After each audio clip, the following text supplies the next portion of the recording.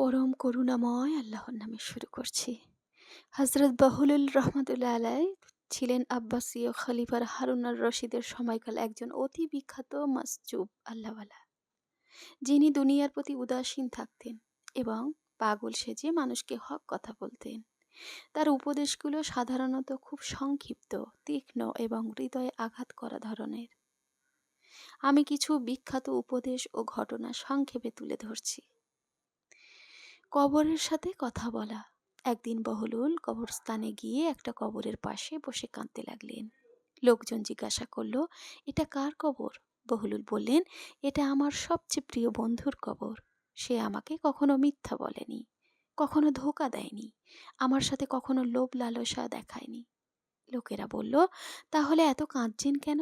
বহলুল বললেন, এই বন্ধুটিই তো কবর, যে আমাকে সত্যি কথা বলে, আর দুনিয়ার বন্ধুরা সবাই মিথ্যাবাদী। দুনিয়া একটা কুকুর। হারুন আর রশিদ একদিন বহলুলকে জিজ্ঞাসা করলেন, বহলুল, দুনিয়া কি? বহলুল একটা কুকুরকে ডেকে আনলেন, তার গলায় দড়ি বেঁধে টানতে লাগলেন। কুকুরটা লেজ নেড়ে নেড়ে তার পিছন পিছন দৌড়াতে লাগলো। তারপর বহলুল কুকুরটাকে বিপরীত দিকে টানলেন। কুকুরটা গর্জন করে কামড়াতে আসতে লাগলো।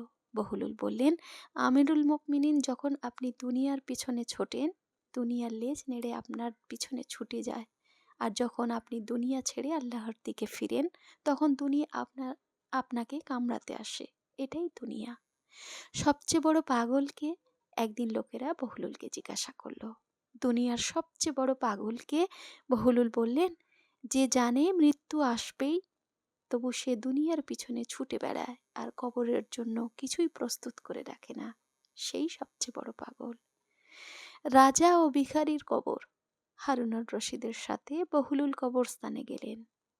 দুটো কবর দেখলেন, একটা খুব সাধারণ আর একটা খুব বড়, আরো সুন্দর। জিজ্ঞাসা করলেন, জানেন এটা কার কবর? খলিফা বললেন, না।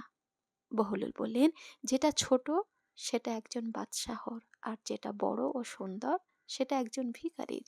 খলিফা অবাক হয়ে বললেন, কি করে বুঝলেন? বহলুল বললেন, ভিখারির তো কেউ ছিল না, তাই লোকে তার জন্য বড় কবর বানিয়ে দিয়েছে। আর বাদশাহর এত লোক ছিল যে কবরের জায়গা নিয়ে ঝগড়া করে শেষে ছোট্ট একটা জায়গায় তাকে দাফন করানো হয়েছে। সবচেয়ে বড় মূর্খকে? এক লোক বহলুলকে জিজ্ঞাসা করলো, দুনিয়ার সবচেয়ে বড় মূর্খ কে? বহলুল বললেন, যে অন্যের জন্য বাড়ি বানায় আর নিজের জন্য কবর বানায় না। নামাজের গুরুত্ব। একবার হারুন আর রশিদ বললেন, আমি তো অনেক নেক আমল করি, হজ করি, সদকা দিই, তুমি শুধু পাগলামি করো, তাহলে কে বেশি নেক? বহলুল বললেন, যে 5 ওয়াক্ত নামাজ ঠিক সময়ে পড়ে সে আমার চেয়ে 1000 গুণ বড়, আর যে পড়ে না তার সব আমল আমার পাগলামির চেয়েও নিচু। সবচেয়ে বড় ধনী কে?